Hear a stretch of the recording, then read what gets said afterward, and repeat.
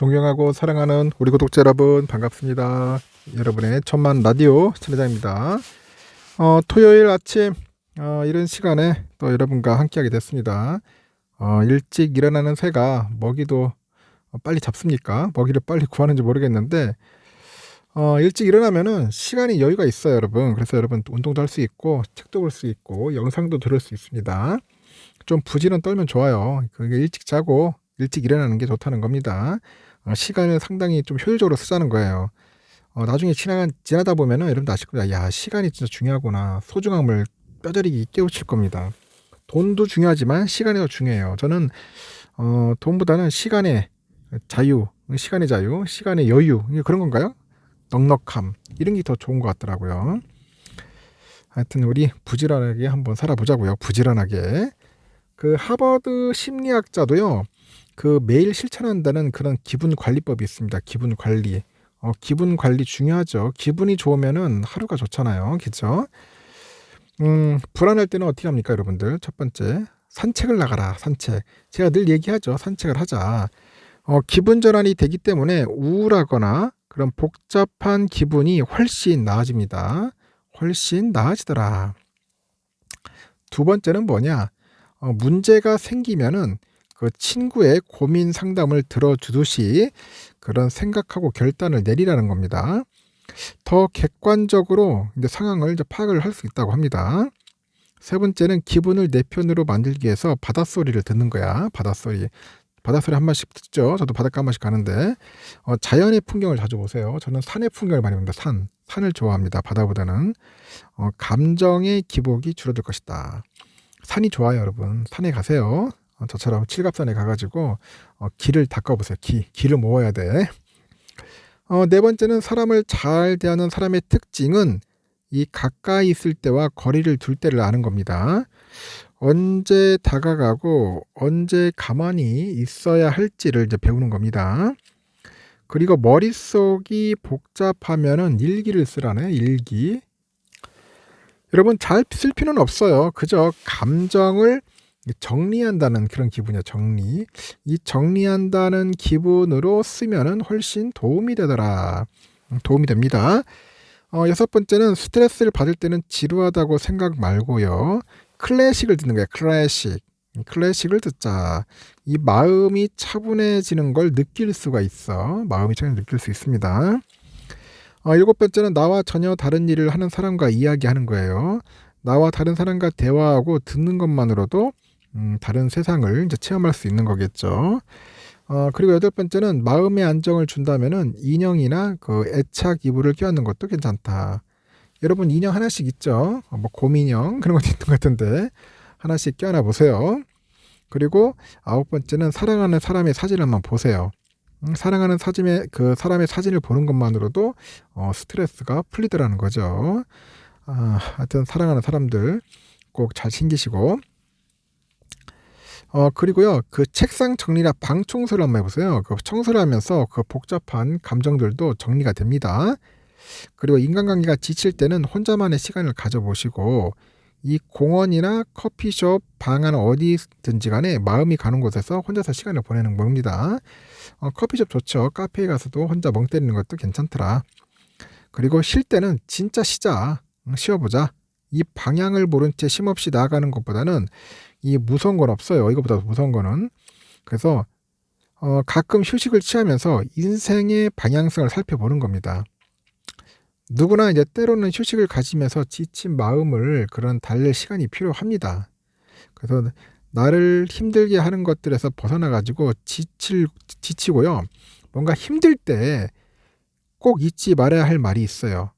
응? 오늘은 이만 좀 쉴게요. 쉴 땐 쉬십시오, 여러분. 쉴 때 쉬는 거야. 오늘 같은 날은 쉬세요. 천회장도 간간히 쉽니다. 틈틈이 쉬니까 이렇게 여러분들 앞에 떠드는 거예요. 이게 안 쉬면은 저도 힘들어서 못해요, 여러분. 하루도 안 빠지고 이게 영상 올린다는 게 쉬운 것 같아요. 뭐 한 열흘까지는 할 수 있겠을 거야. 30일 정도 할 수 있을 텐데 365일 플러스 3년 동안 해보세요. 1000일 이상을 이렇게 떠들어대는 거 영상 한 개도 아니고 내가 여러분에게 줄기차게 하는데 이게 쉬운 게 아니야. 자신감 있는 분들은 한번 해보시기 바랍니다.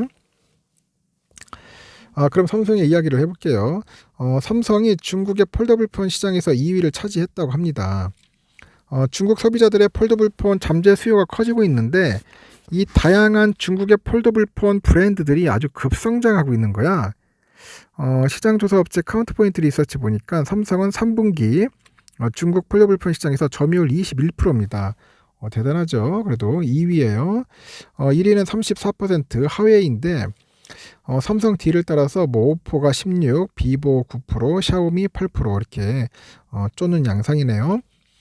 특히 중국의 폴더블폰 시장 규모는 전년 동기 대비 106% 늘었네요. 같은 기간 기존 그 상위 브랜드들의 점유율은 감소했고 지난해 3분기 49%의 점유율을 차지했던 화웨이가 34% 줄었고 삼성도 23에서 21%로 소폭 감소했어요. 점유율 10% 폴더블폰 3위 브랜드였던 샤오미가 점유율 8%, 순위는 6위로 크게 떨어졌네요. 특히 신제품에 그 매직 V2가 있어. 매직 V2를 선보인 그 아너, 이 아너의 약진이 두드러졌네. 이 당초의 아너는 지난해 점유율 4%였는데 올해 16%로 4배가량 끌어올렸습니다. 단숨에 3위를 차지했다는 겁니다. 오포 또한 그 점유율을 5%에서 한 11%로 성장시키면서 그 4위로 올라갔고 아너, 오포 같은 중국의 OEM 업체들이 프리미엄 부분 성장을 위해서 폴더블폰 출하량을 늘려가면서 중국은 물론이고 전 세계 폴더블폰 시장 경쟁력을 강화시킨다는 그런 분석이 있습니다. 중국 소비자들의 그 폴더블폰 관심도도 점차 높아지는 추세인데 카운터포인트 리서치 보니까 현재 $400 이상의 스마트폰을 쓰는 중국 소비자 중 64%가 다음 스마트폰으로 폴더블폰을 고려하고 있다네요. 20%는 이미 폴더블폰 전환을 사실상 확정했고 44%는 무게 때문에 고민 중입니다. 또한 폴더블폰 잠재 구매자 중 89%는 클림쉘 형태보다는 넓은 디스플레이를 제공하는 그런 폴드형을 더 선호하는 것 같습니다. 이 폴드형 스마트폰에는 약 $1,000까지도 지불할 수 있는 것으로 추산됩니다. 다만 그 폴드형 제품의 무게가 기존 스마트폰과 비슷한 수준이야 하고 접었을 때도 두께가 10에서 12mm 넘어서는 안 된다 그런 의견이 있어요. 그래서 폴더블폰을 이걸 두고 가장 많은 우려가 나온 것은 화면이 접히는 힌지 부분의 내구성과 수리 비용이었다고 합니다. 그래서 폴더블폰 출시 브랜드들이 소비자 신뢰도를 쌓아가면서 다음 스마트폰으로 폴더블폰을 구매하겠다 그런 이들이 좀 많아지고 있다고 합니다. 중국의 업체들도 경량화, 슬림화 구현에 힘을 쏟고 소비자들한테 적극적인 어필에 나서고 있어요. 중국의 폴더블폰 시장은 전체 스마트폰 시장 위축에도 불구하고 올해 두 자릿수 성장을 할 수 있을 것이다. 그런 이야기를 하는 것 같습니다.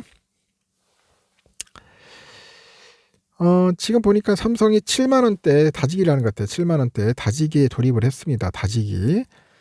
외국인들의 그 매수 바통을 개미들이 받으면서 반도체 실적 개선에 대한 기대감이 커지는데 24일 날 보니까 삼성은 한 주 동안 1.1% 하락을 했네요. 71,700원 거래 마쳤고 코스피가 다시 2,500선 아래로 내려가면서 삼성의 주가도 주춤하는 것 같아요.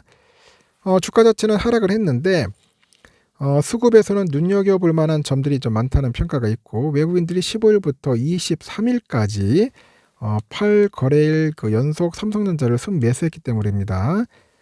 이어서 24일 차익 매물을 실현하자마자 답답한 주가에 등을 돌렸던 개미들이 매수 위로 돌아섰어요. 이제 사자에 나서는 거야. 그리고 배당에 대한 기대도 예전보다 크지 않은 삼성전자가 7만원대 다지기에 돌입한 것은 실적 개선 기대감이다. 실적 개선 기대감.